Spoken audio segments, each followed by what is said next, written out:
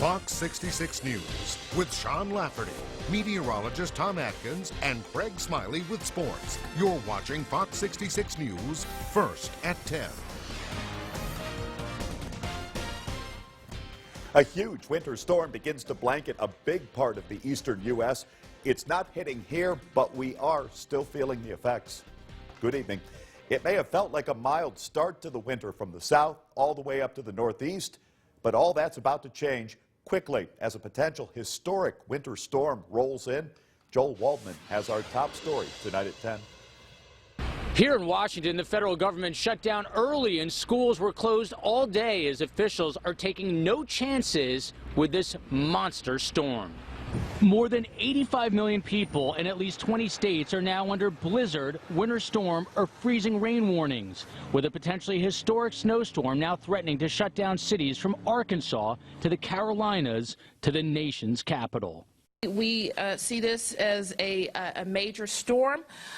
It has life and death implications, and all the residents of the District of Columbia should treat it that way. Gale force winds began hammering the mid-Atlantic coast Friday. Major airlines already canceling more than 6,000 flights across the U.S., with air and road travel expected to grind to a halt throughout much of the weekend.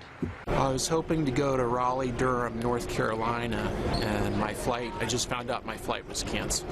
Tennessee, North Carolina, Virginia, Maryland, Pennsylvania are among the states, along with the District of Columbia, who declared states of emergencies. The governor of North Carolina urging drivers to play it safe on the roads. The parts of I-95 are very dangerous when you come into North Carolina, and we're asking people to please be aware. Just because there isn't snow doesn't mean the roads are not safe. The storm's bullseye's right here in the nation's capital, with the potential to do more than $1 billion in damage in total. In Washington, Joel Waldman, Fox 66 News.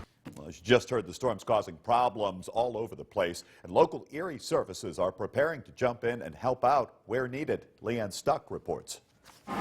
Winter Storm Jonas is coming in fast, expected to dump record-breaking snowfall up to 24 inches, leaving 6 states in a state of emergency. Emergency officials worried about heavy snow, ice, and strong winds causing power outages along the East Coast. Our local Red Cross chapter is ready to step in if assistance is needed. We're on standby, and chapters and resources are all being alerted that something may happen and we may be called upon to treat a disaster in those communities. Preparing to bring essential items to areas in need. We have water and resources ready to be transported when we know where it's needed and if it's needed. Penelec already sending crews anticipating power outages. We are moving hundreds, literally hundreds, of trucks amongst each of our operating companies in Ohio, Penelec, as well as Penn Power, to the Med-Ed area, to the West Penn Power area. Heading to the places anticipated to get hit the hardest. What we're doing is making sure that we've got our crews and contractor crews in those places that are most susceptible. Flights already canceled at the Erie International Airport in preparation for the storm. The Philadelphia airport has already canceled flights for Friday and for Saturday. Leanne Stuck, Fox 66 News. And for more on the storm and the local effects from the East Coast, you can go to our website, yourerie.com. Another place where the storm is having an impact is on the Pennsylvania Turnpike. Some vehicles will be temporarily banned until the storm passes. The Turnpike Commission announcing today in certain sections the speed limit will be cut to 45 miles an hour. Then starting at midnight, about 2 hours from now, trucks towing doubles or twins will be banned. So will commercial trucks towing empty trailers and any vehicles pulling an RV. The commission also asking that drivers simply stay off the turnpike unless it's absolutely necessary. Well, let's turn now to the Weather Center. As we watch the giant storm from the sidelines, what does our weekend look like? Meteorologist Tom Atkins here now with your Fox First forecast. And Tom, you know, we're the ones usually getting hit. So yeah, we are not right now, Sean. So let's go outside here. Maybe I could do a little manipulation and give you one of those views from out of town just to show you how different it is from the clear skies. Let's see if we can take you down to Washington, D.C., and that's a live shot in our nation's capital right now. So quite a different view than what we've got going on there. I believe they've already got 5 inches of snow on the ground. You can see the band of blue stuff, the top edge of it just north of Pittsburgh and State College, with the darker blues further south where that storm's going to stay. Now, we may have a little bit of flurry activity around our area late tonight and tomorrow morning, but right now it's the cold. Temperatures 15 to 21, and also the wind. Those are the steady speeds at 20 with some gusts higher than that. So wind chill factors are going to be a factor at 0 to 7, but just light snow and flurries in spots at times late tonight and tomorrow morning. We'll have much more later in the show. Sean?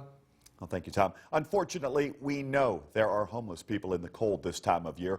What we don't know is exactly how many. Caroline Collins is live at the Erie VA Medical Center, where community groups are tonight working toward an answer to that. Caroline. Good evening, Sean. I'm here at the single point in time count where volunteers are here about to set out in search for the region's homeless. Now, this is a one-day survey, and it's actually part of a nationwide effort spanning across cities in the United States to account for the homeless. Here in Erie County, the homeless population is on the decline from about 1,000 in 2014 to now about 900. The volunteers will set out in their cars looking for the homeless, not in shelters, but in places including bus stops, under bridges and alleys, and other outdoor locations. The total numbers of the homeless accounted for in all 50 agencies across the county, providing warmth to those without a home, and the ones unsheltered on this cold winter night will be combined for a total. Now, joining me right now live is Mike Ware with the VA Homeless Care Team. Thank you for joining us tonight. Now, I just want to know, what is the main goal of this count? What we're trying to do is to find anyone who's homeless on a cold night like tonight. No one should be homeless in Erie County, and so we're trying to make sure that we find anyone who might be out on the streets or in shelters someplace that isn't sheltered right now. Now, once you get a count, is there a way that you can help the homeless in our region? Certainly, Erie County is very blessed. We've got a lot of great agencies, community agencies. The VA does a lot for homeless veterans. There's a lot of resources here. Our goal is to try to connect the homeless with the resources that are already in existence. And how long will you be out into the evening, into the hours of the morning, really? Well, we're going to be going at least till 4 in the morning and looking anywhere in Erie County that we can to find folks. Well, thank you so much for joining us this evening. You know, stay warm out there. I can't imagine what homeless people are going through. Again, all of these volunteers are going to be setting out in just a few moments in their cars. They'll be out all evening long taking account for our region's homeless. Sean. And Caroline, how long has this been happening in Erie County? Yeah, this has been happening since 1994. It's something that happens year after year, and they're just working towards ending homelessness in Erie County. All right, thank you, Caroline. Union City neighbors get the chance to voice their comments regarding a plan to replace a key bridge there. The existing bridge west of Union City on Route 97 crosses a tributary to French Creek east of Wheelertown Road. The existing bridge was built back in 1920. Construction would start either this fall or next spring, with a detour in place for about a week, starting Monday and right through February 9th. If you're interested, you're invited to go to the Union City Public Library during normal hours. You can review the plans and then submit your comment. A man charged in the beating death of his cellmate at SCI Albion is headed to trial. 24-year-old Anthony James Scholl Jr. charged with criminal homicide, aggravated assault, and reckless endangerment for the beating death of his cellmate, 54-year-old Theodore Spurlock. The coroner ruling that Sherlock died of a blunt force trauma to the head and ruled the manner of death a homicide. The Commonwealth brought 2 SCI Albion corrections officers to the stand. The defense, meanwhile, argued Scholl was using self-defense.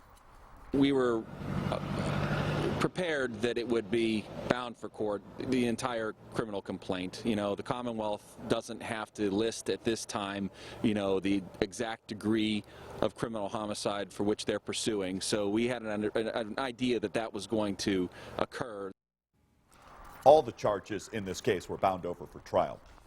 Erie police get an early start to their Friday morning looking into a stabbing report on the city's west side. Officers called out to the 200 block of Plum Street just before 3:30 this morning. Reports are of a female with a knife who may have cut or stabbed a man in the neck. Police say the altercation came from a domestic dispute and the injury was not serious. So far, no arrests have been made. The demolition and replacement of the Chautauqua Amphitheater is now apparently the focus of a legal battle. A statement released by the Chautauqua Institution reads in part, Today, we are disappointed to learn that a lawsuit has been filed in New York State Supreme Court seeking to halt the project. No word on who filed the suit. Earlier this month, permits were secured to begin the $41.5 million project. The institution's board okayed the controversial plans in December. The winter storm in D.C. not stopping an Erie pro-life group. That group attending a rally in Washington, D.C., showing support for anti-abortion. The Erie contingency left the nation's capital earlier than expected, of course, due to the heavy snowfall and blizzard-like conditions expected. They expected it to be a challenging trip home as bad road conditions took over the Northeast. Grant money for more than 1,900 Edinburgh University students is still being held up by Harrisburg's ongoing budget impasse, but that does not mean they can't go to school. 1,850 full-time borough students and about 85 part-timers are eligible for the funding, still stuck in the budget mess. Edinburgh University is currently fronting the money to those students so they can go to class in hopes of being paid back when a final budget is eventually complete. Grant funds from several smaller federal programs are also being held up because they're passed through Harrisburg first. Coming up on Fox 66 News, world leaders meet in Switzerland discussing the economy, but the president of Mexico is talking about El Chapo. A wedding dress missing for more than 50 years is found in an Erie attic. Friday, the dress is returned to the bride who wore it in 1950. Also tonight, an attaboy from the Boys in Blue. These police officers are writing tickets for good behavior.